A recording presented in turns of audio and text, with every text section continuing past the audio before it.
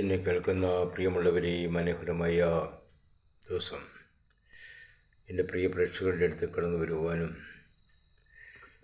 കുറച്ച് സമയം നിങ്ങളുമായിട്ട് സംസാരിക്കുവാനും സർവശക്തനായ ദൈവം ഇടവരുത്തിയതിന് ദൈവത്തിന് സ്തുതിയാഗങ്ങൾ അർപ്പിച്ചുകൊണ്ട് ഞാൻ എൻ്റെ കർത്തവ്യത്തിലേക്ക് കടന്നുകൊള്ളട്ടെ.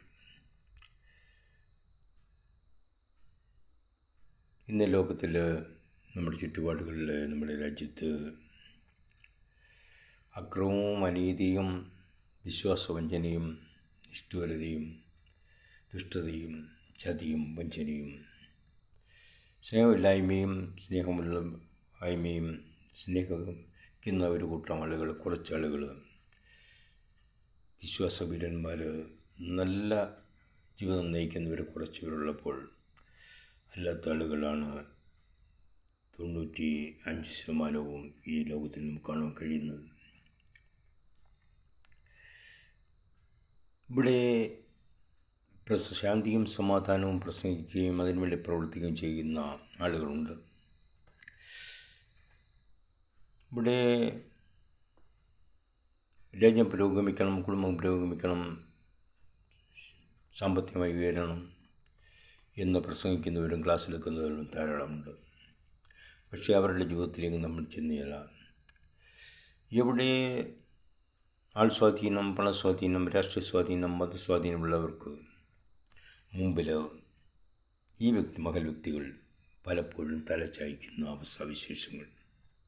പാവപ്പെട്ടവന് നീതി ലഭിക്കുന്നില്ല, അർഹതപ്പെട്ടവന് ജോലി ലഭിക്കുന്നില്ല, അർഹതപ്പെട്ടവന് കിട്ടേണ്ട ആനുകൂല്യങ്ങൾ കിട്ടുന്നില്ല എന്നുള്ളത് നാം മനസ്സിലാക്കണം.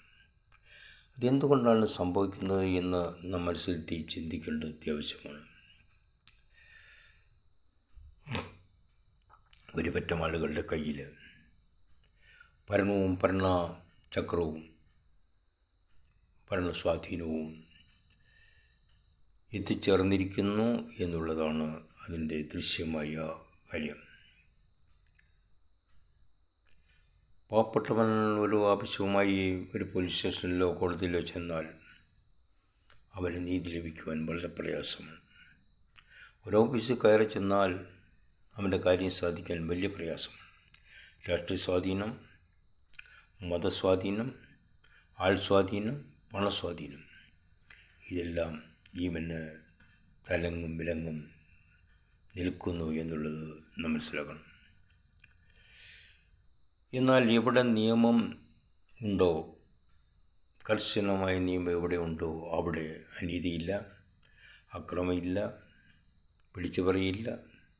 മനുഷ്യർ സ്വസ്നേഹികളായി, ദ്രവ്യാഗ്രഹമില്ലാത്തവരായി തന്നെത്താൻ ത്യജിച്ച് ജീവിക്കുന്ന അനുഭവം നമുക്ക് കാണാൻ കഴിയും. മറ്റുള്ളവരുടെ ഉന്നതി, രാഷ്ട്രത്തിൻ്റെ ഉന്നതി അവരുടെ ഉന്നതിയായിരിക്കും, സമൂഹത്തിൻ്റെ ഉന്നതി അവരുടെ ഉന്നതിയായിരിക്കും, സമൂഹത്തിൻ്റെ ശാന്തത അവരുടെ ശാന്തതയായിരിക്കും. അങ്ങനെയുള്ള ഒരു പറ്റം ആളുകൾ ഈ ലോകത്തിലുണ്ട്. ഈശ്വരവിശ്വാസത്തിലും സ്നേഹത്തിലും സാഹോദര്യത്തിലും കഴിയുന്ന ആളുകൾ. എന്നാൽ ഈശ്വരവിശ്വാസത്തിൻ്റെ പേരിലും സ്നേഹത്തിൻ്റെയും സാഹോദര്യത്തിൻ്റെയും കാര്യം പറഞ്ഞുകൊണ്ട് വഞ്ചിക്കുന്ന നീചന്മാരെ ആളുകൾ ഭൂരിഭാഗമുണ്ട്. എല്ലാ മതവിഭാഗങ്ങളിലും ഉണ്ട് എന്നുള്ളത് നാം മനസ്സിലാക്കണം. അതെന്തുകൊണ്ട് സംഭവിക്കുന്നു? നിയമമില്ലാത്തത് കൊണ്ടല്ല, പിന്നെയോ നിയമത്തെ കൂട്ടിക്കളഞ്ഞ് അതിന് ആൾ സ്വാധീനം കൊണ്ടും പണസ്വാധീനം കൊണ്ടും തിരിച്ചുവിട്ട് നീതി ലഭിക്കേണ്ടവന് നീതി ലഭിക്കാതെ, അർഹതയില്ലാത്തവന് നീതിയും ന്യായവും മാറ്റിക്കൊടുക്കുന്ന കാലഘട്ടമാണ് ഈ നമ്മുടെ രാജ്യം. ഈ സമൂഹം ഇന്ന് നടന്നുകൊണ്ടിരിക്കുന്നത് തന്നെയാണ്. എൻ്റെ പ്രിയമുള്ളവരെ, ഞാൻ നിങ്ങളോട് സംസാരിക്കട്ടെ, ഞാൻ നിങ്ങളെ ഓർമ്മപ്പെടുത്തട്ടെ. ഒരു കാലത്ത് നമുക്ക് എമർജൻസി പീരീഡ് അല്ലെങ്കിൽ ഇന്ത്യ മഹാരാജ്യം എമർജൻസി ആയിട്ട് പ്രഖ്യാപിച്ചു. എന്നാൽ അന്ന് അക്രമങ്ങൾ, അനീതികൾ ഒരു പരിധിവരെ പിടിച്ചു നിർത്തുവാൻ സാധിച്ചു എന്നുള്ളത് സന്തോഷകരമായ കാര്യമാണ്. കേരളക്കരയിൽ ചിലയിടത്തൊക്കെ അക്രമങ്ങൾ, അനീതികളൊക്കെ നടന്നു കാണും, അതില്ലെന്ന് ഞാൻ പറയുന്നില്ല. എങ്കിലും കേരളക്കരയെ സംബന്ധിച്ച് അന്ന് സമരമില്ല, അന്ന് വഴക്കില്ല, വയ്യാവേലിയില്ല. മുഷ്ടിയുരുട്ടി ആകാശത്തിലേക്ക് അല്ലെങ്കിൽ വായുവിൽ മുഷ്ടിയുരുട്ടി പ്രകടനങ്ങളില്ല. തൊഴിൽശാലകൾ കൃത്യമായി വർക്ക് ചെയ്യുന്നു. സ്കൂൾ കൃത്യമായി പ്രവർത്തനം നടത്തുന്നു.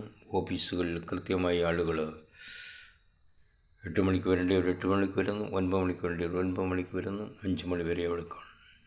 ഇന്നതാണോ അവസ്ഥ എന്നുള്ളത് മനസ്സിലാക്കണം. 8 മണിക്ക് ഓഫീസിൽ വരേണ്ട ആൾ 10 മണിക്ക് വരും. 10 മണിക്ക് വരേണ്ട ആൾ 11 മണി 12 ആകുമ്പോൾ വരും. വന്നാൽ എന്താണ് ചെയ്യുന്നത്? കുശലം പറച്ചിൽ, ഫോൺ വിളി, ചായ കുടി. പാവപ്പെട്ടവനോട് വരുമ്പോൾ അടുത്ത ദിവസം വരാൻ പറയാൻ വേണ്ടി ആവശ്യത്തിന് വേണ്ടി പണക്കാരനവിടെ ചെന്നാൽ, രാഷ്ട്രീയ സ്വാധീനമുള്ളവൻ ചെന്നാൽ അവൻ്റെ കാര്യങ്ങൾ എത്രയും വേഗം ചെയ്തു കൊടുക്കുന്ന ഒരു പ്രവണത, കൈക്കൂലിയും വഞ്ചനയും അക്രമവും അനീതിയും വളർന്നു വരുന്ന ഈ കാലഘട്ടത്തിൽ നമ്മളെ പിടിച്ചു നിർത്തുവാൻ ഇന്നും അന്നും എന്നും നിയമമുണ്ട്, നിയമവേലകളുണ്ട്. പക്ഷേ ഈ നിയമത്തിനെ എടുത്തുപയോഗിക്കുവാൻ ഇവിടുത്തെ രാഷ്ട്രീയ പാർട്ടികൾ സമ്മതിക്കുന്നില്ല, ഇവിടുത്തെ മതസംഘടനകൾ സമ്മതിക്കുന്നില്ല, ഇവിടുത്തെ സാംസ്കാരിക നായകന്മാർ സമ്മതിക്കുന്നില്ല എന്നുള്ളതൊന്ന് മനസ്സിലാക്കണം. അതുകൊണ്ട് എൻ്റെ അഭിപ്രായത്തിൽ നിയമം അന്നും ഇന്നും എന്നുമുണ്ട്. ആ നിയമം പരിപാലിക്കുവാൻ, കാത്തുസൂക്ഷിക്കുവാൻ വേണ്ടി വന്നാൽ എമർജൻസി ടൈം തന്നെ പ്രഖ്യാപിച്ചാൽ ഏറ്റവും നന്നായിരിക്കും എന്നുള്ളതാണ് ഞാൻ പറയുന്നത്. സ്വാതന്ത്ര്യം നമുക്ക് കൂടിപ്പോയി. ഒരാൾ തെറ്റ് ചെയ്താൽ യൂണിയൻ ഇടപെടും. യൂണിയൻ ഇടപെട്ടാൽ ഓഫീസർക്ക് സ്ഥലം മാറ്റം, അല്ല ശിക്ഷ. യൂണിയൻ പറയുന്നതിനപ്പുറത്തില്ല. അതുകൊണ്ട് എല്ലാ യൂണിയനുകളിലും ഗവൺമെൻറ് ഡിപ്പാർട്ട്മെൻറ്റിൽ നിന്നും ഓഫീസുകളിൽ നിന്നും പിരിച്ചു വിട്ട് ഒറ്റ യൂണിയൻ അല്ലെങ്കിൽ 2 യൂണിയൻ, അതിനകത്ത് എല്ലാവരും ഉൾപ്പെടുത്തുക. കാണുന്നവർക്കെല്ലാം യൂണിയൻ കൊടുക്കരുത്.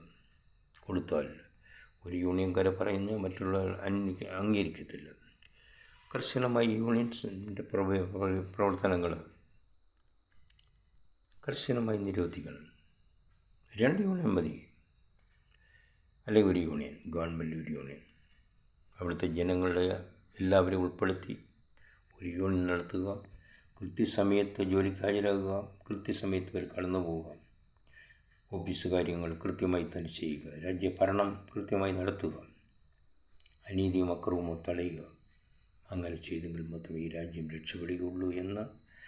അതല്ല എങ്കിൽ അരക്ഷിതാവസ്ഥയും കൈക്കൊള്ളവൻ കാര്യക്കാരനായി മാറുന്ന അവസ്ഥാവിശേഷമാണ് ഈ ലോകത്തിലുള്ളത്. അതുകൊണ്ട് സാധാരണപ്പെട്ടവർ ജനങ്ങൾക്ക്, പൊതുജനങ്ങൾക്ക് നീതിയും ന്യായവും ലഭിക്കത്തില്ല.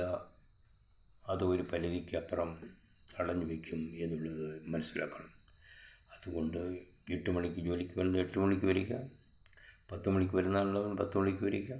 അവൻ കൃത്യമായി തന്നെ ജോലി ചെയ്യുന്നുള്ളൂ എന്നുള്ള ഉറപ്പുവരുത്തുക. അതിനു വേണ്ടി വന്നാൽ എമർജൻസി പീരീഡ് തന്നെ ഒരു 5 വർഷത്തേക്ക് പ്രഖ്യാപിക്കുന്നത് നന്നായിരിക്കും എന്നുള്ളതാണ് എനിക്ക് പറയാനുള്ളത്. സ്വാതന്ത്ര്യം വേണം, സ്വാതന്ത്ര്യത്തിന് അടിമത്വം വരുത്. സ്വാതന്ത്ര്യം എല്ലാവർക്കും ഒരുപോലെ ആയിരിക്കണം. നീതി എല്ലാവർക്കും ഒരുപോലെ നീതി കിട്ടണം. നീതി നിഷേധിക്കാൻ പാടില്ല. എല്ലാവരെയും ഒരുപോലെ കാണുകയും രാഷ്ട്രനിർമ്മാണത്തിന് വേണ്ടി എല്ലാവരെയും പ്രാപ്തരാക്കുകയും ചെയ്യേണ്ടത് അത്യാവശ്യമാണ്. ഇവിടെ മതമോ രാഷ്ട്രീയമോ സാമൂഹികമോ നിറമോ നോക്കാതെ കൃത്യമായി തന്നെ നീതി നടത്തുന്ന ഒരു കൂട്ടം ആളുകൾ ഈ രാജ്യത്ത് വളർന്നു വരട്ടെ. നീതിയും ശാന്തിയും സമാധാനവും വളർന്നുവന്ന് ജനങ്ങൾ സന്തുഷ്ടരായി എവിടെയും അക്രമവും അനീതിയില്ലാതെ സന്തോഷപ്രദമായ ഒരു ജീവൻ നയിക്കുന്ന ഒരു രാഷ്ട്രം ഉണ്ടാകട്ടെ എന്ന് ആശംസിച്ചുകൊണ്ട് ഞാൻ എൻ്റെ വാക്ക് ഉപസംഹരിക്കുന്നു. എൻ്റെ പേര് ബേബി മലശ്ശേരി. ഞാൻ സാമൂഹിക പ്രവർത്തകൻ.